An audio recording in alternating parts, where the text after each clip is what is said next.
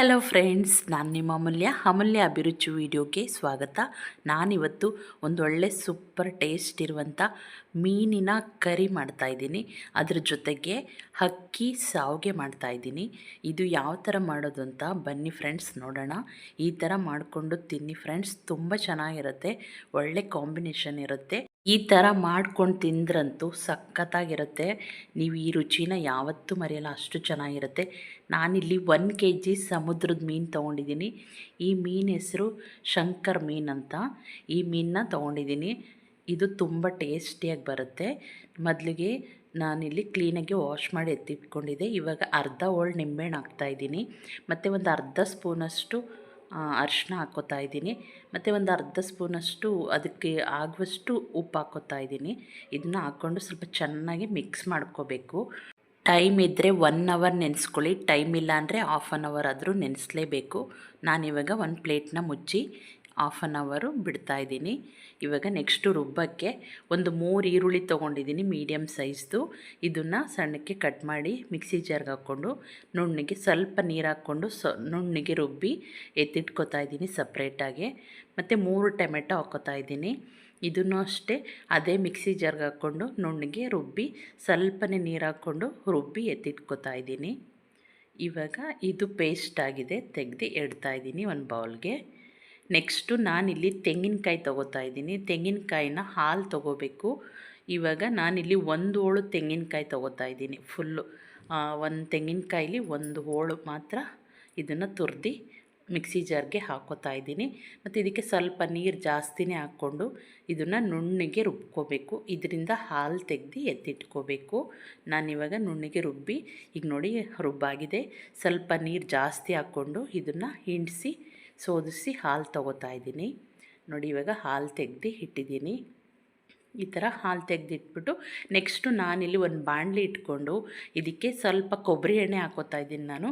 ನೀವು ಬೇಕಂದರೆ ಯಾವ ಎಣ್ಣೆನಾದರೂ ಯೂಸ್ ಮಾಡ್ಬೋದು. ಕೊಬ್ಬರಿ ಎಣ್ಣೆ ಹಾಕಿದ್ರೆ ಒಳ್ಳೆ ಟೇಸ್ಟ್ ಇರುತ್ತೆ. ಈ ಮೀನು ಕರಿಗೆ ಈರುಳ್ಳಿನ ಹಾಕ್ಕೊಂಡು ಪೇಸ್ಟು ಫ್ರೈ ಮಾಡ್ಕೊಂಡಿದ್ದೀನಿ. ನೆಕ್ಸ್ಟು ಸ್ವಲ್ಪ ಶುಂಠಿ ಬೆಳ್ಳುಳ್ಳಿ ಪೇಸ್ಟ್ ಒಂದೇ ಒಂದು ಸ್ಪೂನ್ ಹಾಕ್ಕೊಂಡ್ರೆ ಸಾಕಾಗುತ್ತೆ. ಇವಾಗ ನೆಕ್ಸ್ಟು ಟೊಮೆಟೊನೂ ಹಾಕ್ಕೊಂಡು ಸ್ವಲ್ಪ ಚೆನ್ನಾಗಿ ಇದನ್ನು ಮಿಕ್ಸ್ ಮಾಡ್ಕೋಬೇಕು. ಸ್ವಲ್ಪ ಹಾಗೆ ಎಣ್ಣೆಯಲ್ಲಿ ಫ್ರೈ ಆಗಿದ ಮೇಲೆ ಇವಾಗ 1 ಸ್ಪೂನ್ ಧನಿಯಾ ಪೌಡರ್ ಹಾಕ್ಕೊಳ್ಳಿ, ಮತ್ತು 2 ಸ್ಪೂನಷ್ಟು ಚಿಲ್ಲಿ ಪೌಡರ್ ಹಾಕ್ಕೋಬೇಕು.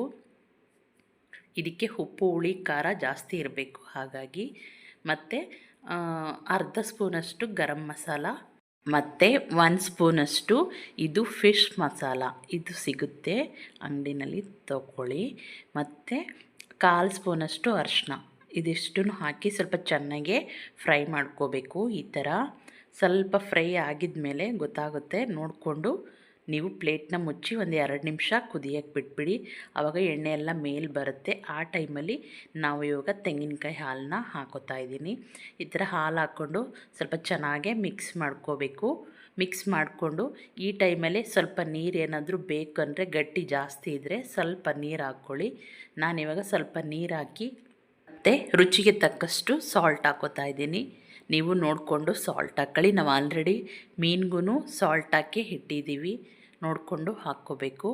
ಇವಾಗ ಒಂದು ತವ ಇಟ್ಕೊಂಡಿದ್ದೀನಿ. ಈ ತವಕ್ಕೆ ಒಂದು 2 ಟೇಬಲ್ ಸ್ಪೂನಷ್ಟು ಎಣ್ಣೆ ಹಾಕ್ಕೋತಾ ಇದ್ದೀನಿ. ಎಣ್ಣೆ ಹಾಕ್ಕೊಂಡು ಸುತ್ತ ಎಲ್ಲ ಕಡೆ ಅಪ್ಲೈ ಮಾಡಿಕೊಂಡು ಇವಾಗ ನೆನೆಸಿಟ್ಟಿರೋ ಮೀನನ್ನ ಈ ತವದ ಮೇಲೆ ಹಾಕಿ ಸ್ವಲ್ಪ ಚೆನ್ನಾಗಿ ಫ್ರೈ ಮಾಡ್ಕೋಬೇಕು. ಎರಡೂ ಕಡೆನೂ ಸ್ವಲ್ಪ ಡ್ರೈ ರೋಸ್ಟ್ ಮಾಡ್ಕೋಬೇಕು. ಆವಾಗ ಅದು ಮೀನು ಹೊಲ್ಸು ವಾಸನೆ ಇರಲ್ಲ, ತುಂಬ ಚೆನ್ನಾಗಿ ಬರುತ್ತೆ, ತುಂಬ ಟೇಸ್ಟಿಯಾಗಿರುತ್ತೆ. ಸಾಂಬಾರು ಕರಿ ನೀವೇನೇ ಮಾಡ್ಕೊಳ್ಳಿ, ಈ ಥರ ಮಾಡಿದ್ರಂತೂ ಸಖತ್ತಾಗಿ ಬರುತ್ತೆ. ನೋಡಿ ಇವಾಗ ಸ್ವಲ್ಪ ಬೆಂದಿದೆ. ನಾನಿವಾಗ ಎಲ್ಲನೂ ಉಲ್ಟಾ ಮಾಡ್ಕೋತಾ ಇದ್ದೀನಿ. ಉಲ್ಟಾ ಮಾಡಿ ಒಂದು 5 ನಿಮಿಷ ಬೇಯಿಸ್ಕೊತಾ ಇದ್ದೀನಿ. ಜಾಸ್ತಿ ಟೈಮ್ ಏನು ಬೇಯಿಸಲ್ಲ, ಅರ್ಧ ಹಾಫ್ ಬಾಯ್ಲ್ ಆದರೆ ಸಾಕಾಗುತ್ತೆ. ನಾನಿವಾಗ ನೋಡಿ ಇಷ್ಟು ಬೆಂದಿದೆ. ಇವಾಗ ಇದನ್ನು ಸ್ಟವ್ ಆಫ್ ಮಾಡಿ ಕೆಳಗಿಳಿಸ್ಕೊತಾ ಇದ್ದೀನಿ. ಸಾಂಬಾರು ಅಷ್ಟೇ ಕುದಿಯೋಕ್ಕೆ ಬಿಟ್ಟಿದೆ ನೋಡಿ. ಇವಾಗ ಚೆನ್ನಾಗೇ ಕುದ್ದಿದೆ. ನಾನು ಲಾಸ್ಟಲ್ಲಿ ಹುಣ್ಸೆಹಣ್ಣು ರಸ ಹಾಕ್ಕೊಂಡು ಇವಾಗ ಸ್ವಲ್ಪ ಹುಣ್ಸೆಹಣ್ಣು ರಸ ಹಾಕ್ಕೊಂಡಿದ್ದೀನಿ. ಇವಾಗ ಮೀನೆಲ್ಲ ತೆಗೆದು ಸಾಂಬಾರು ಒಳಗಡೆ ಹಾಕ್ಕೊಳ್ಳೋಣ. ಇವಾಗ ಒಂದೊಂದಾಗೆ ಹುಷಾರಾಗೆ ಹಾಕ್ಕೋಬೇಕು. ಆಲ್ರೆಡಿ ಅದು ಸ್ವಲ್ಪ ಬೆಂದಿರೋದ್ರಿಂದ ಕಟ್ಟಾಗೋ ಚಾನ್ಸಸ್ ಇರುತ್ತೆ, ನೋಡಿಕೊಂಡು ಹುಷಾರಾಗೆ ಹಾಕ್ಕೊಳ್ಳಿ ಸೈಡ್ಗೆ. ಈ ಥರ ಹಾಕ್ಕೊಂಡು ಆಮೇಲೆ ಸುಮಾರು ಒಂದು ಕಡಿಮೆ ಉರಿಲಿ ಒಂದು 10 ನಿಮಿಷ ಪ್ಲೇಟ್ನ ಮುಚ್ಚಿ ಬಿಟ್ಬಿಡಿ. ಆವಾಗ ಅದು ಕರೆಕ್ಟಾಗಿ ಬೆಂದು ರೆಡಿ ಆಗುತ್ತೆ. ಈ ಕರಿ ನೋಡಿ ಎಲ್ಲ ಮೀನು ಹಾಕ್ಕೊಂಡಿದ್ದೀನಿ. ಇವಾಗ ಇದನ್ನು ಸ್ವಲ್ಪ ಕುದಿಯೋಕ್ಕೆ ಬಿಟ್ಬಿಡಬೇಕು. ಇವಾಗ ರೆಡಿಯಾಗಿದೆ, ನಾನು ಕೆಳಗಿಳಿಸಿದ್ದೀನಿ. ಇಷ್ಟಾದರೆ ಸಾಕಾಗುತ್ತೆ. ನೆಕ್ಸ್ಟ್ ಇಲ್ಲಿ ಒಂದು ಬೌಲಷ್ಟು ಅಕ್ಕಿ ಹಿಟ್ಟನ್ನ ತೊಗೊಂಡಿದ್ದೀನಿ. ಆಮೇಲೆ ಒಂದು ಬಾಣಲಿಲಿ ಸ್ವಲ್ಪ ನೀರು ಇಟ್ಕೊಂಡು ಆ ನೀರಿಗೆ 1 ಸ್ಪೂನ್ ತುಪ್ಪ ಹಾಕ್ಕೊಂಡಿದ್ದೀನಿ. ನೀವು ತುಪ್ಪ ಹಾಕೋದಂತೂ ಮರೀಲೇಬೇಡಿ, ಇಲ್ಲ ಎಣ್ಣೆನಾದರೂ ಹಾಕ್ಕೊಳ್ಳೇಬೇಕು, ಇಲ್ಲ ಬೆಣ್ಣೆನಾದರೂ ಹಾಕ್ಕೊಳ್ಳಿ. ಆವಾಗ ಅದು ಗಂಟಾಗಲ್ಲ ಅಕ್ಕಿ ಹಿಟ್ಟು. ಇದನ್ನು ಮುದ್ದೆ ಥರನೇ ಸೇಮ್ ರಾಗಿ ಮುದ್ದೆ ಮಾಡ್ತೀವಲ್ಲ ಅದೇ ಥರ ಸೇಮ್ ಚೆನ್ನಾಗೆ ಈ ಥರ ಬೇಯಿಸ್ಕೊಂಡು ಕ್ಲೀನಾಗೆ ಕುದಿ ಬಂದ ಮೇಲೇ ಅಕ್ಕಿ ಹಿಟ್ಟನ್ನ ಹಾಕ್ಕೊಂಡು ಚೆನ್ನಾಗೆ ಮಿಕ್ಸ್ ಮಾಡ್ಕೋಬೇಕು. ನೋಡಿ ಇವಾಗ ಇದು ಒಂದು ಚೂರು ಗಂಟಿರಲ್ಲ, ಅಷ್ಟು ಚೆನ್ನಾಗಿ ಅಷ್ಟು ಸಾಫ್ಟಾಗಿ ಬರುತ್ತೆ, ಸೇಮ್ ಮುದ್ದೆ ಥರನೇ. ಇವಾಗ ರೆಡಿಯಾಗಿದೆ. 2 ನಿಮಿಷ ಹಾಗೇ ಮುಚ್ಚಿ ಸಿಮ್ಮೂರಿಲಿ ಬಿಟ್ಬಿಡಿ. ಆವಾಗ ಅದು ಚೆನ್ನಾಗೆ ಮುದ್ದೆ ಬೇಯ್ಕೊಂಡಿರುತ್ತೆ.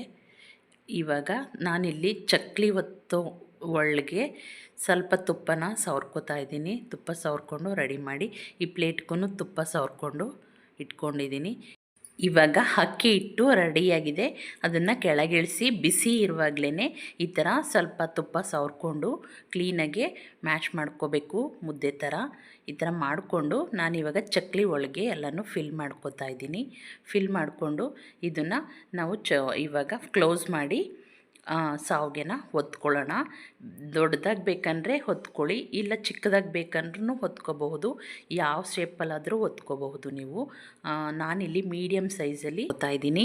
ಇವಾಗ ನೀವು ಇದನ್ನು ರಾಗಿ ಹಿಟ್ಟಲು ಇದೇ ಥರ ಮಾಡಿಕೊಂಡು ಶಾವ್ಗೆನ ಮಾಡ್ಕೋಬಹುದು. ನೀವು ಹೊರಗಡೆ ಮಕ್ಕಳಿಗೆ ಮ್ಯಾಗಿ ನೂಡಲ್ಸ್ ಅಂತ ಕೊಡೋದಕ್ಕಿಂತ ಈ ಥರ ಮನೇಲೇ ಮಾಡಿಕೊಟ್ರೆ ತುಂಬ ಆರೋಗ್ಯಕರವಾಗಿರುತ್ತೆ, ತುಂಬ ಚೆನ್ನಾಗಿರುತ್ತೆ. ಇದನ್ನು ಸ್ವೀಟಲ್ಲೂ ಮಾಡ್ಕೋಬಹುದು. ಸ್ವೀಟು ಹೇಗೆ ಅಂತ ನೆಕ್ಸ್ಟ್ ವಿಡಿಯೋದಲ್ಲಿ ನಾನು ಹಾಕ್ತೀನಿ. ಇವಾಗ ನಾನು ಊಟಕ್ಕೆ ಸರ್ವ್ ಮಾಡ್ತಾಯಿದ್ದೀನಿ. ರೆಡಿಯಾಗಿದೆ ನೋಡಿ. ಇದೇ ಥರ ನೀವು ಟ್ರೈ ಮಾಡಿ ಫ್ರೆಂಡ್ಸ್. ಇದು ಮಕ್ಕಳಿಗೆ, ದೊಡ್ಡವ್ರಿಗೆ, ವಯಸ್ಸಾದವ್ರಿಗೆ ಎಲ್ಲರಿಗೂ ಇಷ್ಟ ಆಗುತ್ತೆ. ತುಂಬ ಚೆನ್ನಾಗಿರುತ್ತೆ, ತುಂಬ ಟೇಸ್ಟಿಯಾಗಿರುತ್ತೆ. ಒಮ್ಮೆ ಟ್ರೈ ಮಾಡಿ ಫ್ರೆಂಡ್ಸ್. ಮತ್ತು ಫ್ರೆಂಡ್ಸ್, ನನ್ನ ವಿಡಿಯೋ ಇಷ್ಟ ಆದರೆ ಲೈಕ್ ಮಾಡಿ, ಶೇರ್ ಮಾಡಿ, ನನ್ನ ಚಾನಲ್ನ ಸಬ್ಸ್ಕ್ರೈಬ್ ಮಾಡಿ, ಬೆಲ್ ಐಕಾನ್ನ ಸೆಲೆಕ್ಟ್ ಮಾಡಿ, ನಿಮ್ಮ ಫ್ಯಾಮಿಲಿ ಫ್ರೆಂಡ್ಸ್ಗೆಲ್ಲ ಶೇರ್ ಮಾಡಿ. Thank you for watching friends. ಹೀಗೆ ಸಪೋರ್ಟ್ ಮಾಡಿ. ಮುಂದಿನ ವಿಡಿಯೋದಲ್ಲಿ